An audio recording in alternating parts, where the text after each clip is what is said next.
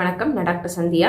இன்னைக்கு வெரிகோஸ் வெயினை பற்றி பார்ப்போம். வெரிகோஸ் வெயின் யாருக்கெல்லாம் அதிக அளவில் வருது, இது எதனால வருது, வெரிகோஸ் வெயினை குணப்படுத்துறதுக்கு நம்ம என்ன பண்ணணும் அப்படின்றத பார்க்கலாம். ஃபர்ஸ்ட் இது யாருக்கு அதிக அளவில் வருதுன்னு பார்த்தீங்கன்னா, செடென்டரி லைஃப் ஸ்டைல் இருக்கவங்க, அதாவது ஐடி ஜாப்ல இருக்கவங்க, எப்பயுமே உட்காந்துட்டே வேலை பார்ப்பாங்க. இவங்களுக்கு அவங்க கால்கள் எந்த ஒரு அசைவும் இல்லாம அப்படியே இருக்கிறதுனால கால்கள்ல ரத்தம் தேக்கம் அடைஞ்சு வெரிகோஸ் வெயின் வருது. அப்புறம் பார்த்தீங்கன்னா, ரொம்ப நேரம் நின்றுட்டே ஒர்க் பண்றவங்க, டிராபிக் போலீஸ், கடையில நின்றுட்டே ஒர்க் பண்றவங்க, டீ கடை, துணி கடை, இங்கெல்லாம் ரொம்ப நேரம் ஒரே இடத்துல நிக்கிறதுனால இவங்களுக்கு கால்கள் ரத்தம் தேக்கம் அடைஞ்சு வெரிகோஸ் வெயின் ஏற்படுத்தும். கால்கள்ல ரத்தம் ஏன் தேங்குது அப்படின்னா, நம்ம கால் பகுதியில இருந்து இதயத்துக்கு செல்லக்கூடிய அந்த ரத்த குழாய்கள்ல வீக் ஆகிறதுனால ரத்தம் இதயத்துக்கு மேல போகாம அங்க கால்கள்லயே தங்கப்படுது. இதுதான் வெரிகோஸ் வெயினா வெளியே பல்ஜ் ஆகி நம்மளுக்கு தெரியறது. இந்த மாதிரி வெரிகோஸ் வெயின்ஸ் லேசா வரும்போதே நம்ம எப்படி தவிர்த்துக்கலாம் அப்படின்னு பார்க்கலாம். நம்மளோட கால்களுக்கு நம்ம கொஞ்சம் மசில் மூவ்மெண்ட் கொடுக்கணும்.